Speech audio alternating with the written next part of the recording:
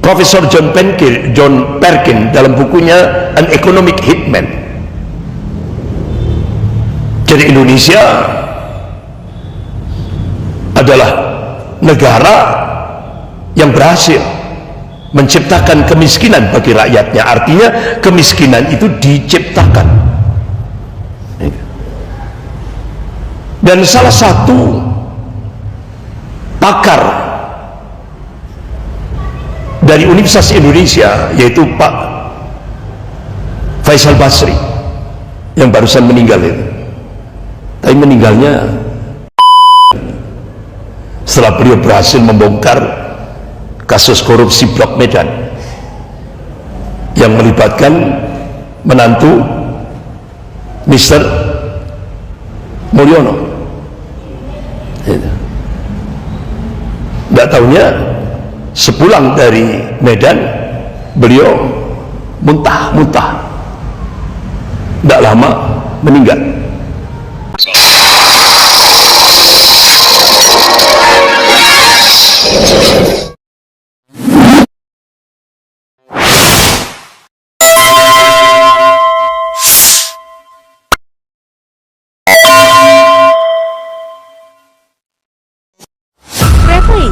Harun People's Opinion.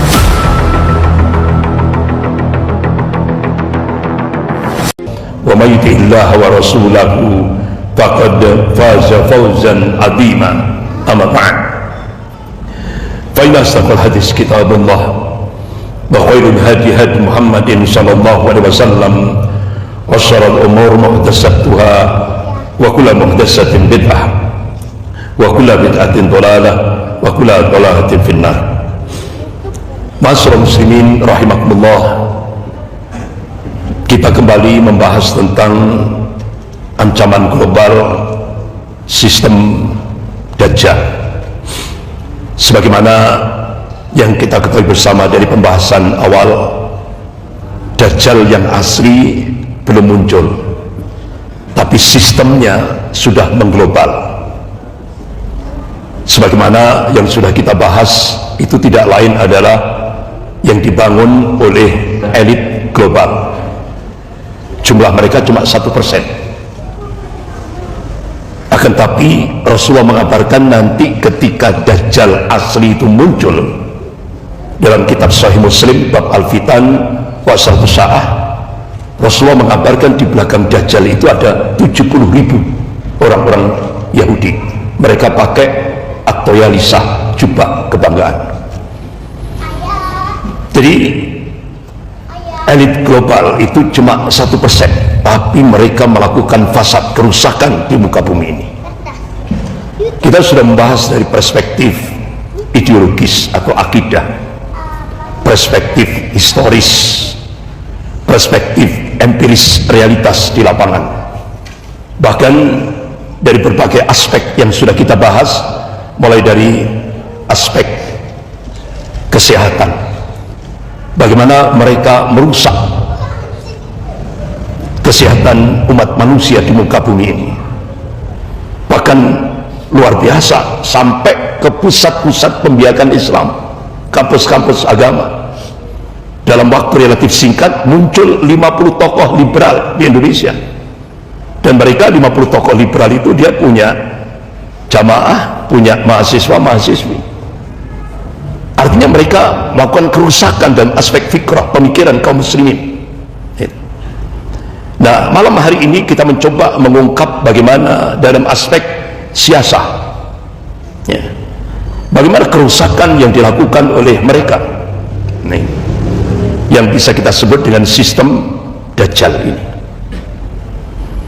Dalam aspek siasah, pernah Malaysia mempelopori untuk mengumpulkan seluruh dunia Islam, termasuk Indonesia. Waktu itu yang menjadi Perdana Menteri Malaysia adalah Dr. Mahathir Mohamad. Beliau pidato di depan seluruh dunia Islam, termasuk Indonesia. Isi pidatonya yang patut kita garis bawahi, kata beliau, the just rule this word by toxic. Jadi untuk menguasai dunia itu lewat proksi. Jadi seluruh dunia imperialis, Prancis, Inggris, dan sekarang Amerika dan Cina. Bapak-bapak, ibu-ibu yang dimuliakan Allah. Jadi dulu ada Xi Jinping dan Joe Biden, itu keduanya proksi. Jadi boneka di sebelah kanan itu kapitalisme Amerika, boneka di sebelah kiri kapitalisme Cina. Itu ditegaskan oleh Dr. Mahathir Mohamad ketika pertemuan dunia Islam di Kuala Lumpur, Malaysia. Bahkan tokoh elit global yaitu Henry Kissinger, ketika dia mengadakan acara jamuan makan malam, ini acara tahunan di New York, di mana Henry Kissinger itu sebagai ketua komite hubungan Amerika Cina. Jadi kata Henry Kissinger, konflik jangka panjang antara Cina dan Amerika itu hanya akan membawa konsekuensi yang saling menghancurkan, kata Henry Kissinger. Dan sebagai pelopor dan saksi dari pembentukan hubungan diplomatik antara Cina dan Amerika Serikat mulai dimotori oleh Henry Kissinger itu sejak tahun 1970-an. Jadi Henry Kissinger menekankan pada banyak kesempatan bahwa Cina dan Amerika Serikat adalah mitra, bukan saingan. Bahkan Henry Kissinger ini menyampaikan di depan publik bagaimana pandangan beliau yang telah dipertahankan selama bertahun-tahun. Bahkan Henry Kissinger memberikan statement, fantasi Amerika untuk mendominasi Cina sangat tidak realistis, kata Henry Kissinger. Cina, kata Henry Kissinger, telah menang. Oleh karena itu Amerika yang dulunya memiliki keunikan dan kekuatan terbesar sudah harus menerima kenyataan dan terbiasa dengan fakta bahwa mereka sekarang memiliki pesaing dengan kekuatan yang mungkin lebih dominan, dan persaingan itu abadi, kata Henry Kissinger. Bahkan berbagai perusahaan milik negara Cina mengoperasikan setidaknya 29 pelabuhan di 15 negara. Bahkan melalui kekuatan soft powernya, Cina sekarang sudah mempengaruhi dunia Arab, kawasan Teluk Timur Tengah. Oleh karena itu, bapak-bapak, ibu yang dimuliakan Allah, kalau dulu sebelum Joe Biden ada Donald Trump dan Xi Jinping, sekarang setelah itu diganti oleh Joe Biden, sekarang balik lagi Donald Trump, balik lagi memimpin Amerika. Bapak-bapak, ibu yang dimuliakan Allah, jadi Zionisme mematok target 2025 untuk dua negara, Indonesia dan Pakistan. Dan ini terungkap dalam dua buah buku, satu berbahasa Rusia dan satu berbahasa Inggris. Kalau kita simpulkan dari dua buah buku ini, bagaimana ada 9 strategi untuk menghancurkan dunia Islam, Indonesia dan Pakistan. Yang pertama, lewat program pemiskinan. Dan ini ditulis oleh Profesor John Perkin dalam bukunya An Economic Hitman. Jadi Indonesia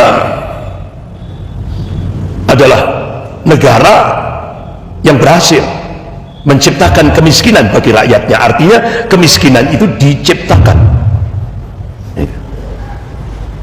Dan salah satu pakar dari Universitas Indonesia, yaitu Pak Faisal Basri, yang barusan meninggal itu, tapi meninggalnya setelah beliau berhasil membongkar kasus korupsi Blok Medan yang melibatkan menantu Mr. Mulyono. Tidak tahunya sepulang dari Medan beliau muntah-muntah, tidak lama meninggal. Sebelum meninggal beliau pernah mengumumkan di publik, angka kemiskinan di Indonesia itu sudah 52%. Ini sangat rentan sekali. Bapak-bapak, ibu yang dimuliakan Allah. Kemudian yang kedua, penguasaan sumber daya alam. Coba kita lihat di Indonesia ini, semua sumber daya alam itu dikuasai dua proksi, Amerika dan Cina. Contoh yang nyata, Freeport itu dikuasai oleh Amerika. Ternyata ada tambang emas yang lebih besar dari Freeport, yaitu Halmahera, itu dikuasai oleh Cina. Bahkan Newmont di NTB itu dulu dikuasai oleh Amerika, sekarang dikuasai oleh Cina. Bahkan di Jawa Timur itu ada kota kecil Bojonegoro, di sana ada blok cepu minyak, itu dikuasai oleh ExxonMobil Amerika. Jadi hampir semua sumber daya alam Indonesia itu dikuasai oleh dua proksi, Amerika dan Cina.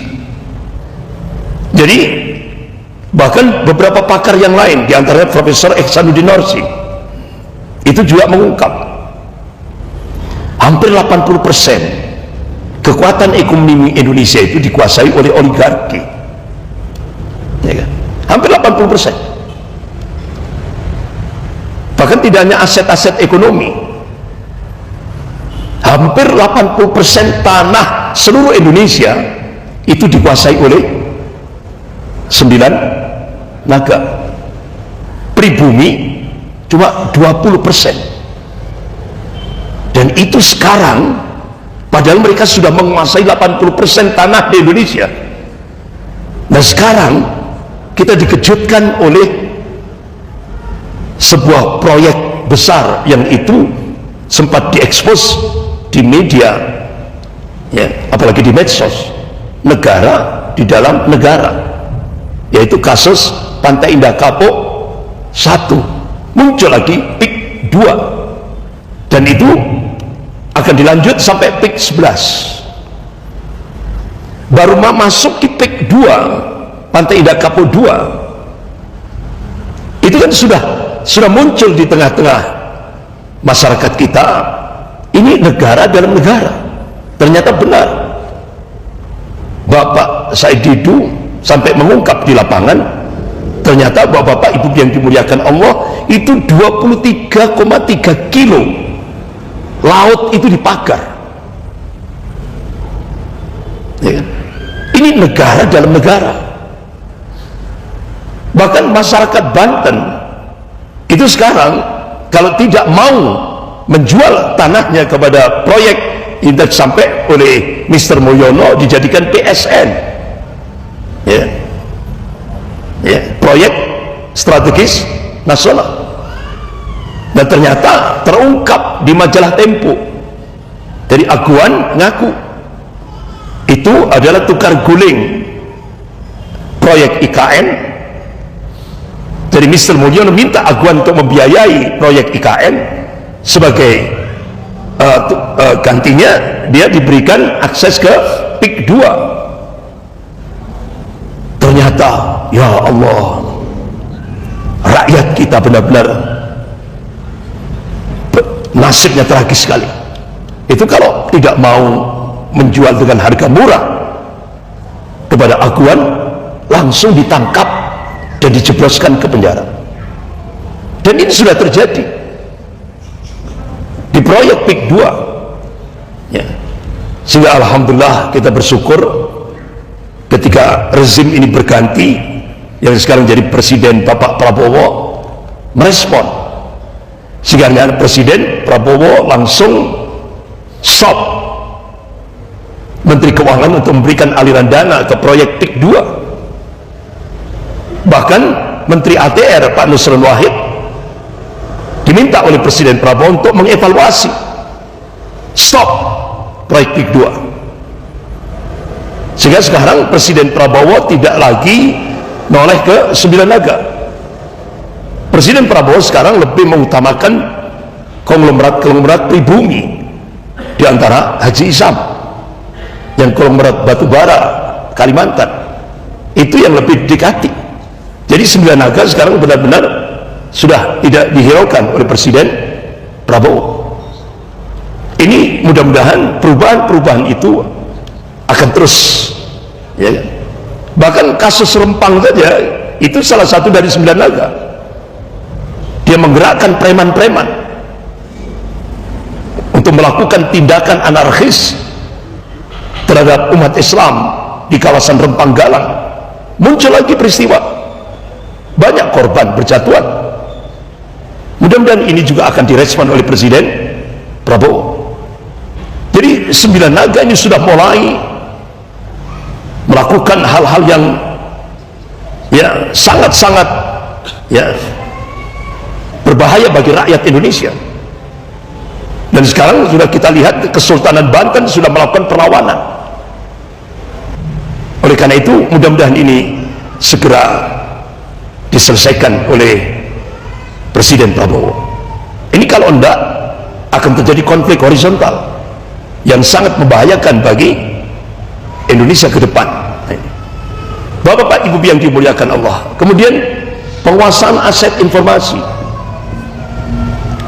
itu sudah dimulai pada saat Presiden Ibu Megawati. Jantungnya Indonesia, yaitu satelit Palapa, dijual, dan yang membeli adalah perusahaan Singtel yang kantornya berpusat di Singapura. Ini juga sangat-sangat merugikan bagi Indonesia. Kemudian penguasaan sistem politik dan hukum ini diungkap oleh mantan rektor UGM Profesor Sofyan Effendi di depan tokoh-tokoh nasional, termasuk di dalamnya waktu itu ada mantan wakil presiden yaitu Jenderal Purnawirawan Tri Sutrisno.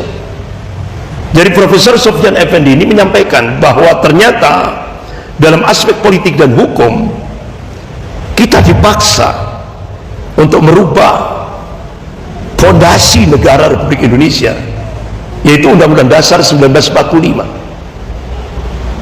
sehingga muncul amandemen, dan itu di gedung DPR, di gedung parlemen, berkarung-karung fulus dolar, sehingga akhirnya Undang-Undang Dasar 1945 itu sudah hapus, sudah tidak ada lagi. Padahal itu fondasi negara Kesatuan Republik Indonesia. Sehingga muncullah Undang-Undang Dasar 2002. Begitu Undang-Undang Dasar 2002 diketok di gedung parlemen, akhirnya Indonesia bisa dijebol oleh dua kekuatan adidaya, kapitalisme Amerika dan komunis Cina masuk. Makanya bapak-bapak, ibu-ibu yang dimuliakan Allah, dalam 10 tahun terakhir ini kerusakan benar-benar nampak semua lini. Kenapa? Karena fondasi negara sudah dijual oleh pengkhianat-pengkhianat bangsa. Sehingga bapak-bapak, ibu-ibu bisa menyaksikan pada saat pergantian rezim itu Presiden Prabowo ketika bersumpah itu tidak ada ungkapan Pancasila dan Undang-Undang Dasar 1945, tidak ada. Jadi sumpahnya cuma Undang-Undang Dasar saja, tanpa ada embel-embel. Karena Undang-Undang Dasar 1945, Pancasila dan Undang-Undang Dasar 1945 sudah tidak ada lagi. Ternyata di Indonesia ini pengkhianat-pengkhianatnya lebih banyak. Sehingga akhirnya bapak-bapak, ibu yang dimuliakan Allah, dengan Undang-Undang Dasar 2002 ini kita bisa melihat kapitalisme Amerika, komunisme Cina benar-benar berpesta pora untuk mencengkeram Indonesia dan semua lini kehidupan berbangsa dan bernegara. Ini dampaknya besar, penguasaan sistem hukum, politik dan hukum. Bahkan yang keenam, penghancuran moral. Jadi kehancuran moral tidak hanya pada generasi, tapi juga aparat. Jadi fasad, kerusakan dan semua ini kehidupan berbangsa dan bernegara, dan 10 tahun terakhir ini benar-benar dahsyat sekali. Begitu juga penghancuran militansi Islam. Begitu Indonesia dicengkram oleh Cina, ketika umat Islam konsisten, istiqomah, berpegang pada Al-Quran dan As-Sunnah sahihah, itu langsung diberikan stigma radikal. Jadi kita dipaksa umat Islam untuk ada gerakan moderasi Islam, gerakan Islam moderat. Ya, artinya apa? Kita dipaksa menjadi seorang muslim munafik. Nah, seperti itu. Kita dipaksa untuk menjadi munafik. Kalau enggak, ya kan, kita diberikan stigma radikal. Itulah yang terjadi, penghancuran militansi Islam. Kemudian deislamisasi. Satu-satunya pengurus Majelis Ulama seluruh Indonesia yang berani memberikan fatwa, mengeluarkan fatwa, proyek deradikalisasi Islam itu sama dengan deislamisasi. Itu cuma Majelis Ulama Surakarta yang dipimpin oleh Profesor Dr. Zainul Arifin, yang beberapa waktu yang lalu saya diundang beliau hampir 1 minggu. Saya diminta keliling seluruh Solo, Surakarta, untuk menyampaikan tentang bagaimana pergerakan komunis di Indonesia. 1 minggu full. Dan alhamdulillah waktu itu ketika saya sosialisasi tentang membongkar pergerakan komunis di Indonesia, karena yang bahkan Panglima Kodam 4 Diponegoro itu sudah mendeteksi pergerakan komunis di Indonesia itu di Jawa Tengah, karena pusatnya di situ. Itu mendeteksi sejak 2012. Bahkan di Jawa Tengah itu pergerakan komunis, struktur, ya kan, struktur organisasi komunis itu tidak hanya tingkat provinsi, itu sudah sampai tingkat desa. Itu strukturnya.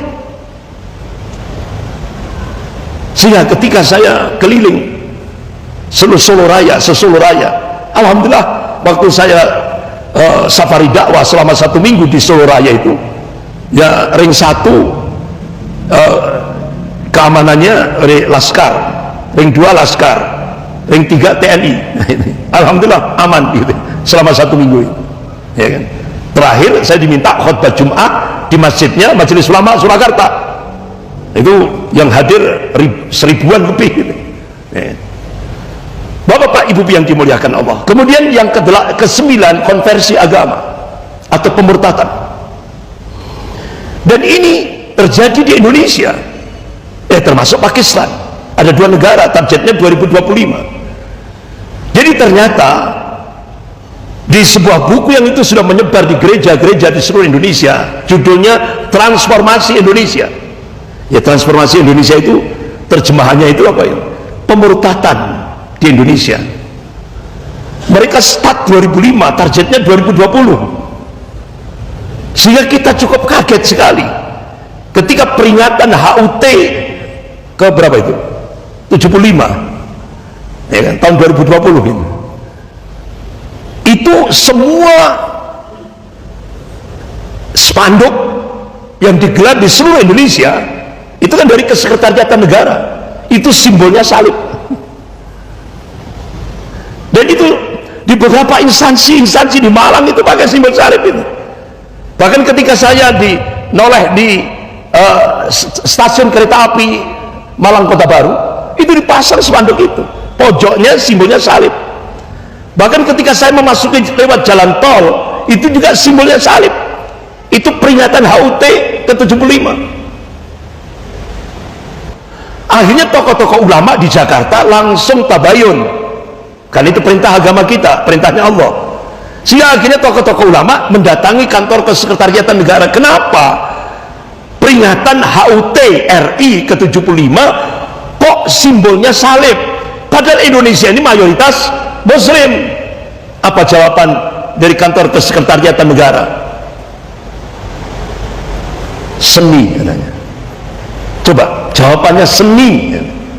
Ini kan tasfiyah pelecehan pada umat Islam yang mayoritas di Indonesia ini.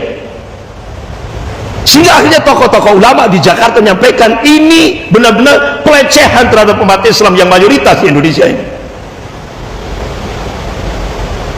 Jadi itu targetnya 2020, tapi gagal. Sehingga akhirnya sekarang dirubah lagi target untuk pemurtadan besar-besaran 2025. Dan itu didukung oleh negara-negara barat dan lembaga-lembaga misionaris dunia. Jadi 2025 ini mereka bercita-cita untuk memurtadkan umat Islam di Indonesia. Ini yang harus diantisipasi oleh umat Islam. Ini serius ini Pak. Ini fakta nyata di lapangan. Makanya setelah kita ungkap ini 9 strategi ini, alhamdulillah ormas-ormas Islam bangkit ya, untuk antisipasi dini terhadap 9 strategi ini. Ini bukan rahasia lagi, ini sudah jadi konsumsi publik ya. Bapak Ibu yang dimuliakan Allah, bahkan Jenderal Sumit, ada 2 jenderal angkatan darat, yaitu Jenderal Sumitro, beliau menulis buku yang ditulis oleh Kiai Haji Ramadan KH gitu ya. Itu dalam bukunya diberi judul Sumitro dari Pangdam Mula Warman hingga Pangkop Kamtib. Jadi Jenderal Sumitro menegaskan dalam buku itu, Zionisme internasional di Indonesia itu nembusnya lewat militer, intelijen, pers, ekonomi, sosial, pendidikan, fikrah, pemikiran yang sudah kita bahas pada saat Ahad pagi subuh, dan politik. Begitu juga Letnan Jenderal Z.A. Maulani, Kepala Badan Koordinasi Intelijen Negara Republik Indonesia. Beliau menulis buku judulnya Zionisme Gerakan Menaklukkan Dunia. Ini ditulis oleh Letnan Jenderal Z.A. Maulani, Kepala Bakin. Jadi kata Jenderal Sumitro, kantor dagang yang ada di Jakarta itu ternyata kamuflase, yang itu langsung dikendalikan dari Singapura. Immanuel Saha, ini orangnya. Itu diungkap oleh Jenderal Sumitro dalam bukunya dari Pangdam Mula Warman hingga Pangkop Kamtib.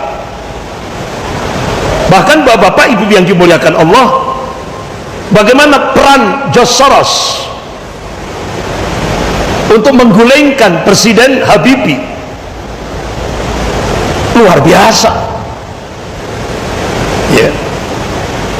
Jadi elit global yang dimotori oleh Henry Kissinger dan George Soros ini, dua orang ini tokoh elit global, dia tidak senang kepada Presiden Habibie. Jadi senangnya Indonesia itu dipimpin model-model ya Mulyono gitu, dan diteruskan anaknya, itu yang diinginkan itu seperti itu gitu. Ya. Jadi ketika Presiden Habibie melakukan policy membangun kekuatan dalam negeri, bahkan Pak Habibie berhasil membangun 10 pesawat tercanggih pada zamannya, dan itu diakui oleh internasional. Setelah itu Pak Habibie bercita-cita ingin membangun pesawat militer sendiri. Nah ternyata George Soros tidak menginginkan itu, sehingga akhirnya beberapa tokoh-tokoh pengkhianat bangsa diundang ke Singapura untuk merencanakan yaitu kudeta terhadap Presiden Habibie. Lewat cara apa? George Soros goncang Presiden Habibie lewat kekuatan ekonomi,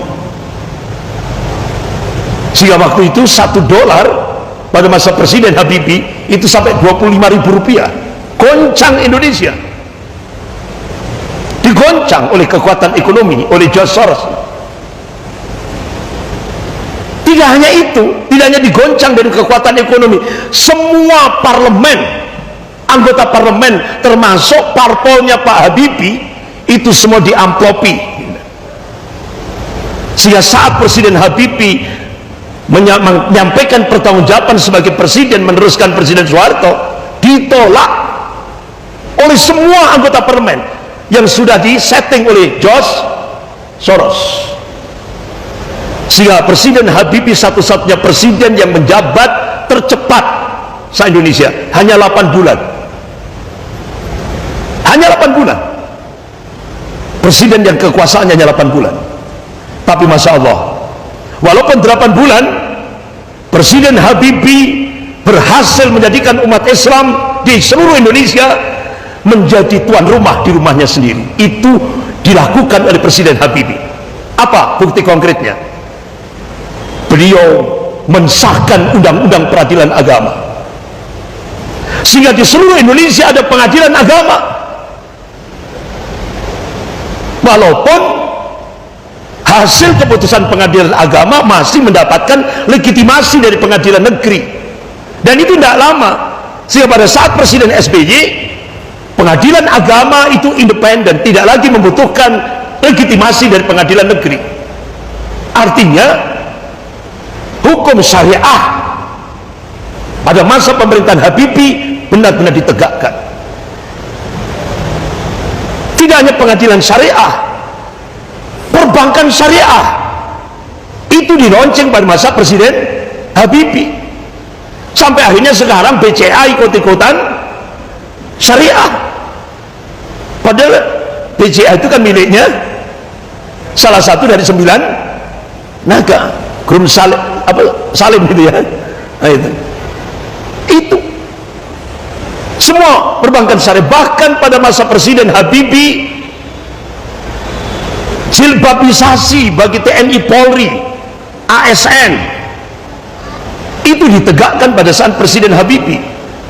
Bahkan dalam aspek pendidikan, sistem pendidikan nasional pada masa Presiden Habibie itu pijakannya adalah imtak, iman dan takwa. Itu jadi kebijakan Presiden Habibie. Nah sekarang kan enggak, dihancurkan dalam 10 tahun oleh Mr. Mulyono, hancur berantakan. Nah, itu.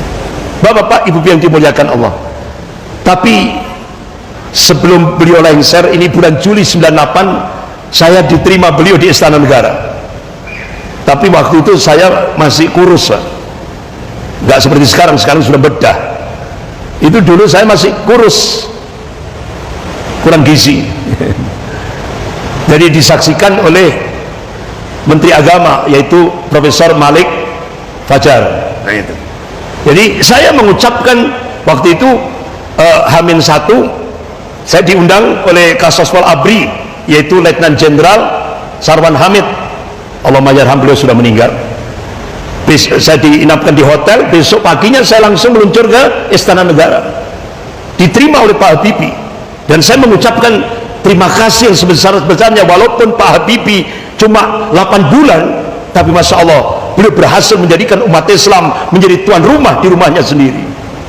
Beda dengan pada masa rezim Mulyono, umat Islam benar-benar dipinggirkan dalam kehidupan berbangsa dan bernegara, bahkan ulama dikriminalisasi.